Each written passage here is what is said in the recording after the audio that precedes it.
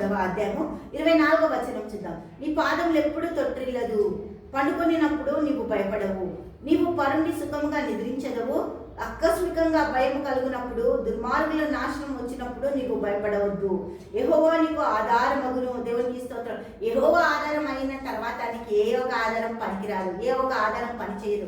యెహోవాయే నీ ఆధారం, యెహోవాయే నీ జీవితం, యెహోవాయే నీకు సమస్తం సమకూర్చువాడు. నువ్వు ఆయనను విశ్వసించి నమ్మి ఆయన మీద నువ్వు ఆనుకున్నప్పుడు, ఆయన నీకు ఆధారమైనప్పుడు ఏ ఒక్కటి కూడా నీకు పనిచేయదట. దేవుడికి స్తోత్రం. ఆయన ఏమంటుండు 26 యెహోవా నీకు ఆధారమగును, నీ కాళ్ళు చిక్కుపడకున్నట్లు ఆయన నిన్ను కాపాడును. దేవునికి స్తోత్రం. నిన్నెక్కడ కూడా ఇరికించకుండా, ఎక్కడ కూడా చిక్కుకోకుండా, ఏ బంధకాలను నువ్వు ఉండకుండా దేవుడు నిన్ను ఆశీర్వదించి దీవించును గాక. ఆమేన్, ఆమేన్, ఆమేన్.